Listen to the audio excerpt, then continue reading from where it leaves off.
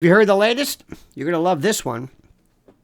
It is reported, Daily Mail among others, that Kamala and old Doug are Splitsville.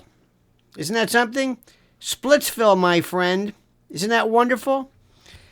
It's an incredible story. First you got Michelle and Barry, and now you got this one, as though we didn't know.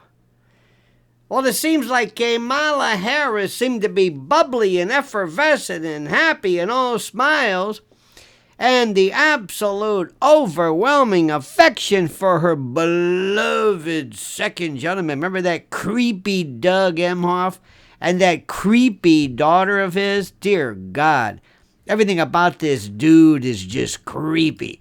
But do you remember this one? Oh my God, the love for this guy. After the aftermath of her absolute disastrous tsunami, her presidential election collapse. But now that President Donald Trump has been sworn into office, this perennial sore loser and benighted moonbat Kamala now seems to be that, well, she's in the middle of what's called the blame game. She's pointing fingers. And the person she's apparently pointing her fingers at, according to a variety of sources, the Daily Mail included, is her deadweight loser husband, Doug.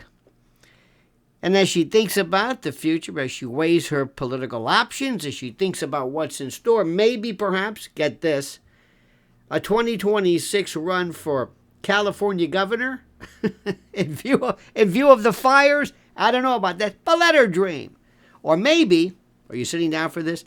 Maybe another shot at president 2 years later. Oh, yeah. This is what she's saying, because she is, as we say in West Tampa, arrebatado.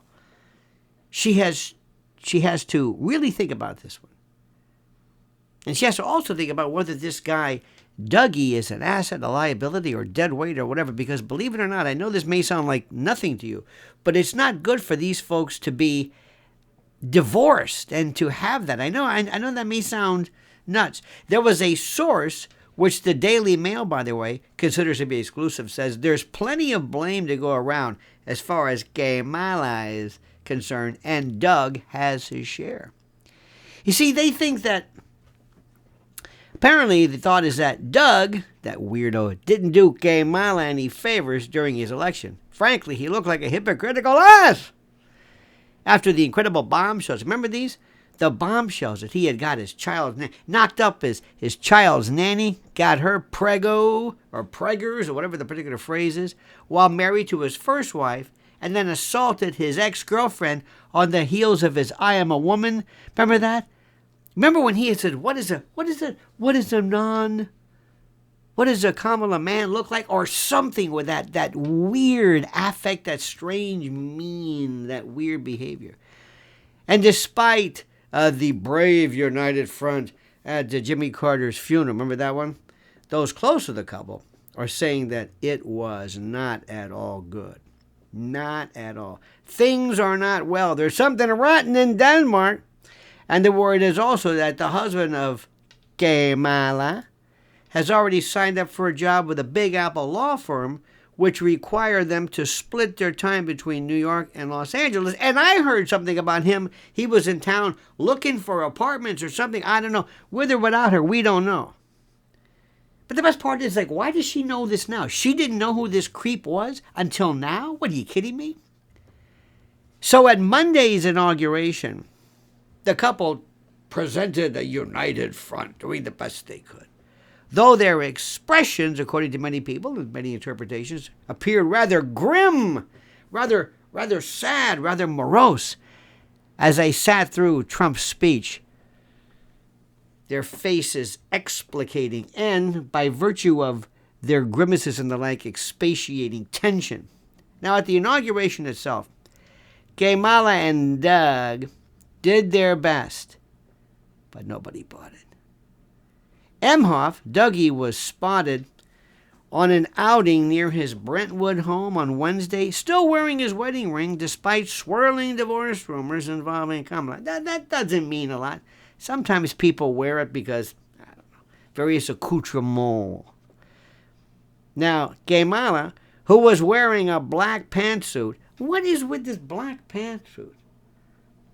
With exposed zippers, I don't know what that means, but this is apparently a lot of folks commenting on that, thought this is important. Sat stoically, resolute throughout the ceremony, holding an inaugural program in her lap, thinking, this could have been mine in your dreams. She was seen crossing her wrists and pinching the program in her fingers as Trump delivered the speech, and you could see she was furious. This could have been hers. Still unable to grasp that it was her fault. Meanwhile, Doug matched the disdain and the disgust on wifey's face, but took it a step further. He was grimacing and shaking his head lightly when Trump promised to rename the Gulf of Mexico the Gulf of America, which I personally love. The couple, it was reported, left the Capitol building together.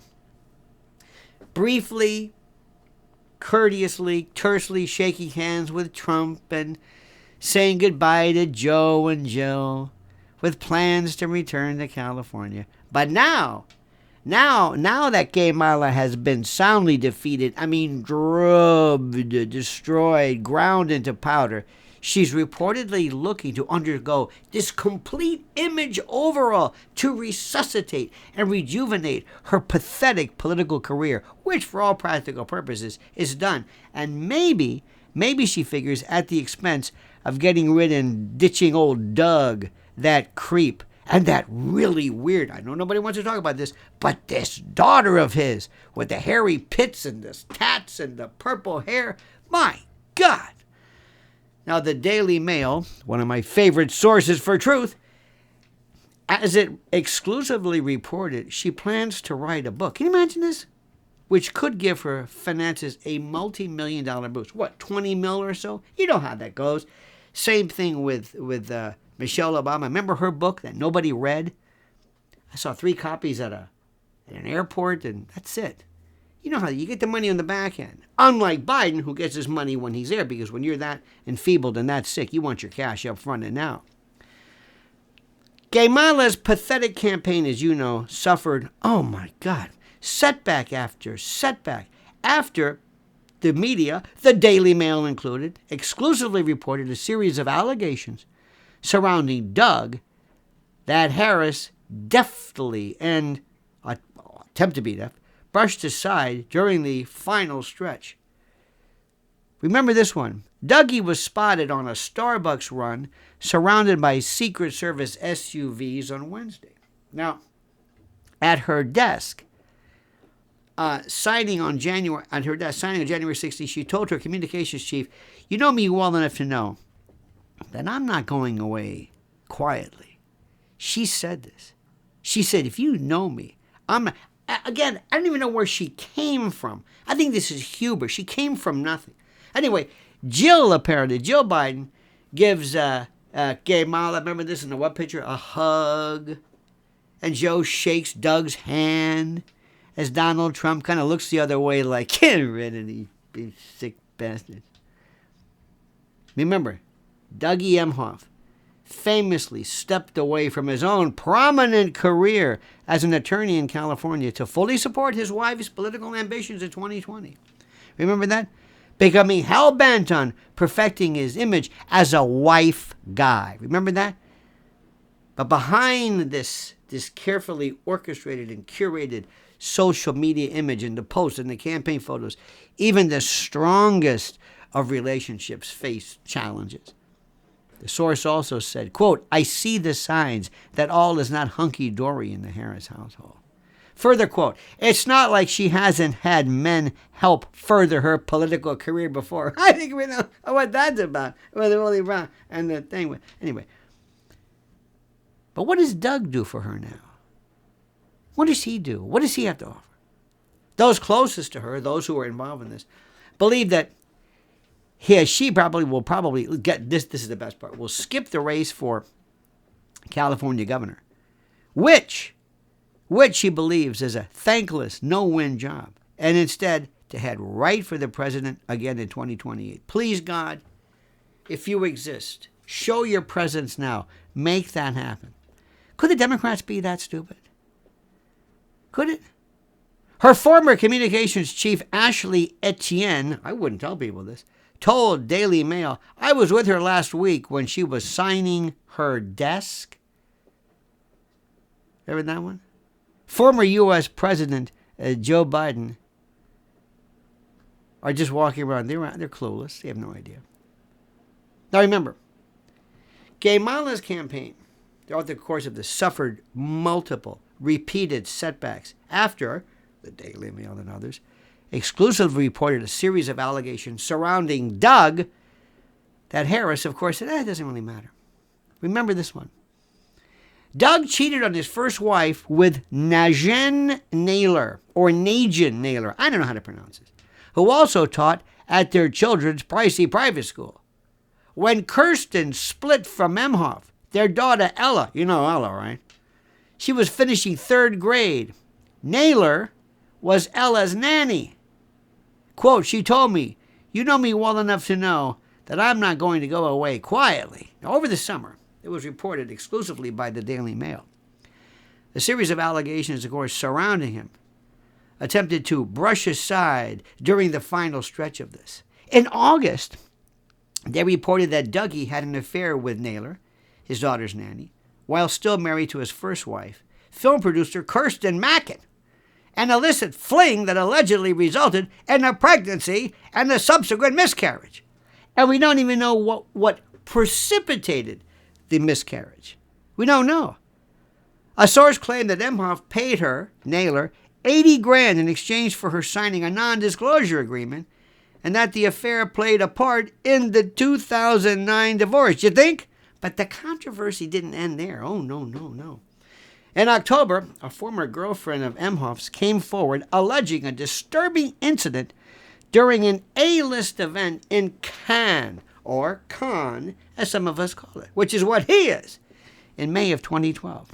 According to her, Dougie slapped the hell out of her so hard in the face after she thought she was flirting with another man as she spun her around. Remember that? Leaving her shocked and disoriented. You see, Doug is accused of violently striking her repeatedly. And then a May 17, 2012 email provided by friends, written by his then-girlfriend, gives the location of the hotel in Nice, the couple, where they stayed on the weekend he struck her. He comes up, turns me around by my right shoulder, he says. I'm completely caught off guard, she says. I'm not bracing. I'm in 4-inch heels, wearing a full-length gown, and it's between 2 and 3 a.m., and he slaps me so hard, I spin around, and I'm in utter shock. This is the wife guy. How you like that? Doug has since admitted the extramarital affair, saying, during my first marriage, Kirsten and I went through some tough times on account of my actions. Yeah. We went through tough times. You did it. Quote, I took responsibility. And in the years since, we worked through things as a family and have come out stronger on the other side. But he denied through an anonymous spokesperson, ever having slapped his girlfriend, who said any suggestion that Doug would or has ever hit a woman is false. Now remember, there were other people who corroborated this, allegedly. Now Dougie also faced reports from his former colleagues at the L.A. law firm Venable, where he worked from 2006 to 2017. They described, with Doug, a work culture marked by misogyny, claiming that he allegedly yelled expletives, held a man-only cocktail hour in the office, revoked work perquisites for women who didn't flirt with him, and preferred only young, attractive associates to accompany him in limousines to professional events. This, according to the Daily Mail, and this regarding the wife guy. Now, Kamala has not ever really publicly commented on any of the allegations. Instead, she chose to kind of shy away from them, giving a litany of word salad and gibberish. But the once Democratic Golden Girl, known for this drive, is now tarnished, hurt, scarred, and must face the reality of her marriage potentially crumbling following the loss to Trump, and must realize that if she plans ever to do anything again, she's got to lose this bum, this freak. And you know it and I know it. You don't have to be an expert. You can look at the guy and know he's a creep. So there you have it, my friends. I despise her so much. I despise her. I despise Biden. I despise the Democrats. And she theoretically could have won.